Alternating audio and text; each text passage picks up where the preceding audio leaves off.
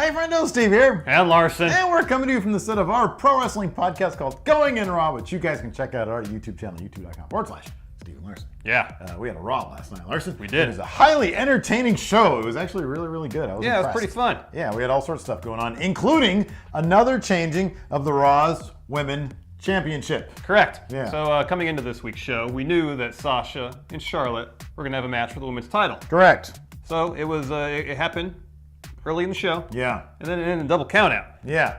That can't be good. No. So Mick Foley came down and said, this is not how this feud should end. So later on tonight, no disqualification, no count out, a false count anywhere. We're going to restart this match. And so that happened as the main event. We saw Sasha versus Charlotte. And surprise, surprise, Sasha Banks ended up tapping out Charlotte with sort of a modified bank statement. Through a guardrail. In the crowd. Yeah, it was actually a very physical It was really cool. match. You know, They were using kendo sticks. They fought outside the ring a lot. They were using kendo sticks. They're using kendo sticks. Charlotte did a moonsault off the broadcast table onto Sasha, who was on the floor. It was good. They used kendo sticks. And they used kendo sticks. It was a really, really good match. It begs the question, is this sort of a game of hot potato they're playing with the title? The next pay-per-view, is Charlotte going to get back? What's going to happen? I don't know, but they're using the title to enhance the story, Yep. to enhance the rivalry between these two. Yeah. So whether it is or not, I'm fine with it. I like it a lot.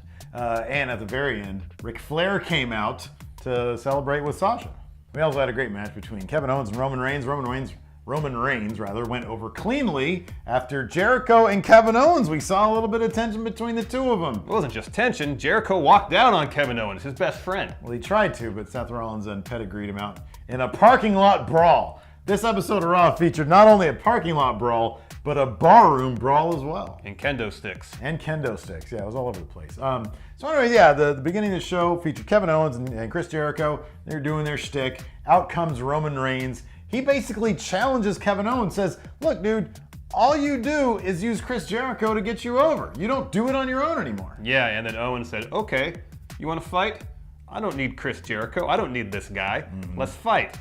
And Jericho took great offense to that. Yep. Also, when Owens told Jericho to shut up Yeah. when he is about to put Roman Reigns on the list of Jericho. That's right. So it looks like we have some actual dissension between Kevin Owens and Y2J. Looks like that's going to lead to a feud between the two of them. But later on in the night, we did have Roman Reigns versus Kevin Owens. And in this match, Roman Reigns said, when he challenged Kevin Owens, he said, hey, look, if I beat you tonight, I want a shot at the Universal title. Roman Reigns did exactly that. Afterwards, Kevin Owens was crying to an interviewer, basically blaming everybody else for the fact that he lost. And he really looks out to prove that he can win on his own.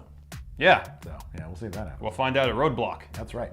Roadblock, End of the line. end of the line. That's in our next pay-per-view. That could be like the next In Your House. I hope so. Like they're having a lot of Roadblock pay-per-views. Roadblock Degeneration X. There you go. Yeah. Let's see here. We also had the tag titles were defended. The New Day are 17, 16 days away, about 2 weeks or so and change away from breaking Demolition's record for longest tag team title championship reign. Yeah. And the club tried to break that. Yeah, the club dominated most of the match, only for Xavier Woods to get the win in the end. Yep. So we have no doubt the club will probably. They're either going to prevent them from getting this record in like 2 weeks, or they'll get it right after they break the record. Let's see here. We also had in the Cruiserweight division, Cedric Alexander took on Tony Nese, and Rich Swann, the number one contender for the Cruiserweight title, took on Noam Dar. Rich Swann went over, and Tony Nese went over. Yeah, two good matches. Yeah, two really good matches. We also had Rusev versus Enzo Part 2. Once again, Enzo came out and started making these sexual innuendo comments towards Lana. Rusev gets pissed, and when the match started, he beat up Enzo a little bit and then gave him like a massive kick to the balls. R-Truth took on Braun Strowman and was destroyed within like a minute or so. Yeah, but then after the match, Goldust, R-Truth's partner, started attacking Braun Strowman. Then out comes Sami Zayn to get himself a piece of Braun. Yeah. But Braun just like threw him all aside, put Sami in the tree of woe, was about to do more painful things to him. Yeah. And then Mick Foley comes out. And he says, stop that. And basically, the Ghost commercial comes back, Braun's gone, and Byron Saxton's in there. And he said to Mick, you know, what's this all about? And Mick said, sometimes people need to be saved from themselves.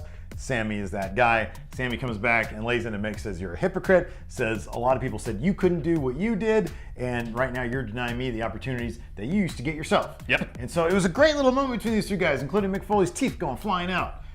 It was really, really cool moment between these two guys, and it's sort of elevating this feud, not just between Sammy and Braun, but Sammy and Mick Foley. Yeah. So where this will lead, maybe a trade to SmackDown, maybe not. I don't know. I don't know what's going to happen.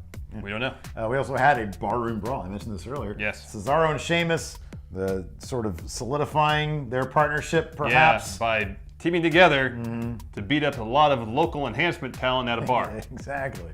Where all the local enhancement heels hang out. They beat up a bunch of guys. So Yep. it was there was no dead spots in this episode at all. It was really cool. Yeah, it was fun. Yeah. Anyways, until next time, which will be our last episode of Wrestling Recap, we'll talk to you guys later. Bye.